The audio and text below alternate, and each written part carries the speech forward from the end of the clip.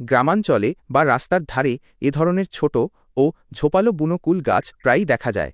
এই গাছটির কিছু বৈশিষ্ট্য এবং প্রয়োজনীয় তথ্য নিচে দেওয়া হল। গাছের বৈশিষ্ট্য: পাতা: এর পাতাগুলো ডিম্বাকৃতি বা গোলাকার এবং উপরিভাগ বেশ মসৃণ ও গাঢ় সবুজ। পাতার নিচের দিকটা কিছুটা খসখসে বা রোমশ হতে পারে। কাঁটা: বড়ই গাছে সাধারণত ছোট ছোট ধারালো কাঁটা থাকে, যা গাছটিকে গরু বা ছাগলের হাত থেকে রক্ষা করে। ধরন: এটি একটি চিরহরিৎ বা আধা চিরহরিৎ উদ্ভিদ।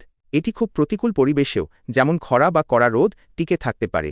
ফল ও ব্যবহার: ফল: এই গাছটি বড় হলে এতে ছোট ছোট টক বা মিষ্টি ফল ধরে। বুনো জাতের কুল সাধারণত আকারে ছোট এবং বেশ টক হয়, যা আচার তৈরিতে দারুণ জনপ্রিয়। পুষ্টিগুণ: কুলে প্রচুর পরিমাণে ভিটামিন সি, ক্যালসিয়াম এবং আয়রন থাকে। এটি রোগ প্রতিরোধ ক্ষমতা বাড়াতে সাহায্য করে। ঔষধি গুণ: আয়ুর্বেদ শাস্ত্রে এই গাছের পাতা ও ছাল পেটের সমস্যা এবং ক্ষত নিরাময় ব্যবহার করা হয়। পরিচর্যা: যদি এটি আপনার নিজের লাগানো গাছ হয় বা আপনি একে বড় করতে চান, তবে কিছু বিষয় খেয়াল রাখতে পারেন। ১. রোদ: এই গাছ প্রচুর সূর্যালো পছন্দ করে। ছায়াযুক্ত স্থানে এর বৃদ্ধি ভালো হয় না। ২. জল: গাছটি ছোট অবস্থায় নিয়মিত জল দিলে দ্রুত বড় হয়, তবে বড় হয়ে গেলে এটি জল ছাড়াই দীর্ঘ সময় বেঁচে থাকতে পারে।